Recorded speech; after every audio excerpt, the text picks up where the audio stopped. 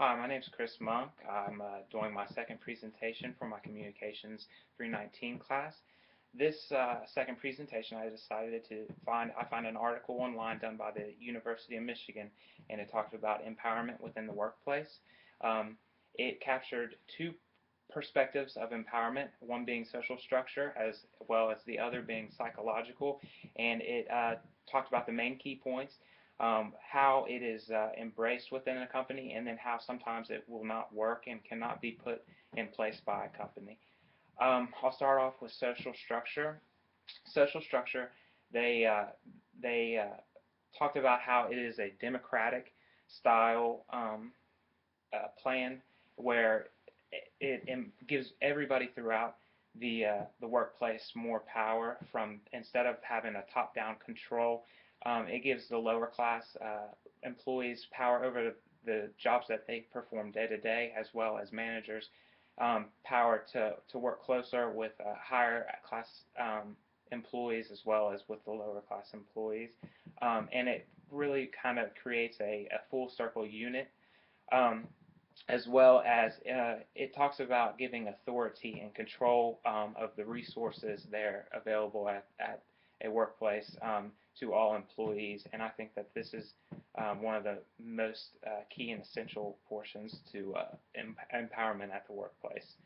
Um, some procedures that they talked about to implement empowerment within the workplace were shared decision making as well as performance-based pay.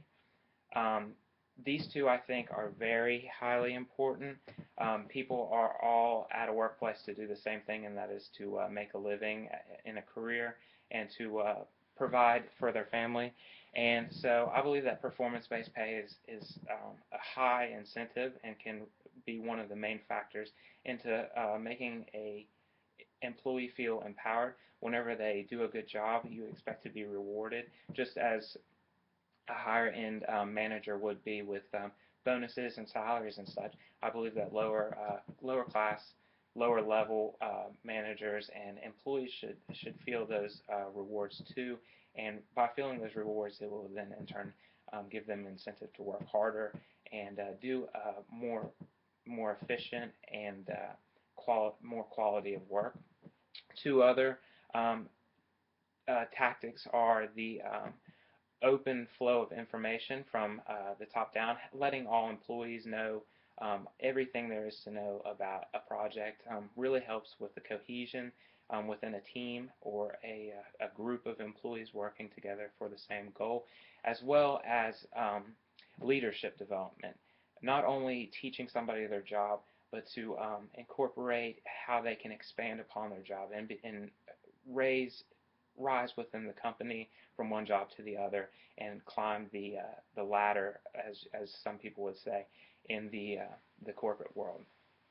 The second part that they talked about was psychological empowerment. This refers to how people feel about their job, the way that they believe that they have an impact or the difference that they make at the workplace. There's four aspects that they talked about being part of psychological empowerment. One being meaning, or as to how they felt um, about their job that coincided with their beliefs and their values.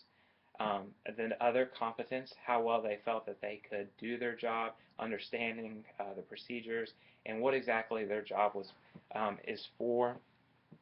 The next being self-determination. How well can the person take action? How do they decide to take action to solve problems and to get the job done in an overall sense? And then lastly is the impact.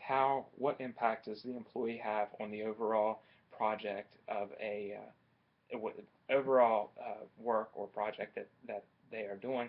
And I think that these are all very important parts, and without one, you can't fully fulfill psychological empowerment. Um, some further down within the paper, it talked about how sometimes social structural empowerment can then further lead into psychological empowerment. I believe that this is very true. Sometimes, whenever people are rewarded and given more power and more control over their work, and don't feel like they are being micromanaged and looked over top upon, like they have some movement to work around and really do the work themselves, they'll then start to enjoy their job and do things the way that they like, and will then start to appreciate their job and the workplace more. Some reasons why they say that implementing empowerment, it doesn't always work within a workplace, and some reasons that they some keynotes that they hit upon were that sometimes managers are too worried to give too much empowerment to their employees, which is understandable. Sometimes people can take it too far and can possibly make very large mistakes that they really shouldn't have been in control of in the first place.